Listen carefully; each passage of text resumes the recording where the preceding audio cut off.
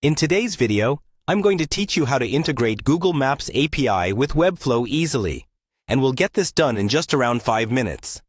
Whether you're a Webflow pro or just getting started, this guide will help you add a dynamic map feature to your site smoothly. Let's dive right in. First, you'll need to head over to the Webflow website. You can do this by opening your browser and navigating to webflow.com. Once there, look for the Login button, usually situated in the top right corner of the page.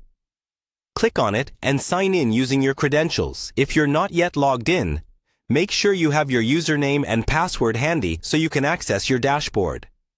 After logging in, you'll be directed to your Webflow dashboard. Here, you should see a list of your projects. Choose the project to which you want to add the Google Maps API by clicking on it. This will open up the project settings.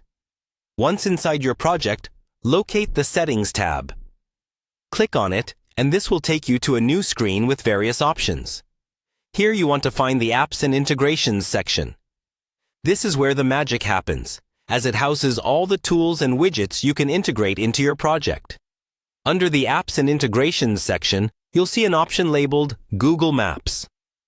Click on it, and you will be prompted to set up the Google Maps API for your project. This is crucial as it allows your Webflow project to communicate with Google Maps and display dynamic map features right on your page. To successfully integrate Google Maps, ensure you have your API key ready. This key is what enables you to access Google Maps services.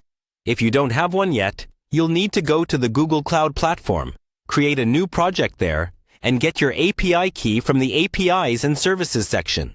Make sure to enable the Maps JavaScript API for your Google project to ensure everything works seamlessly. Once your key is ready, enter it into the designated field in Webflow. Before you save the changes, double-check to confirm that your key is correctly entered to avoid any disruptions. Once you've verified everything is correct, go ahead and save your changes. And there you have it. You've successfully integrated Google Maps API with your Webflow project. Now your website can display interactive maps that enhance user engagement and provide valuable location information just the way you want it. Thank you for following along. I hope this guide made the process straightforward and hassle-free. Stay tuned for more tutorials to make your Webflow experience even better.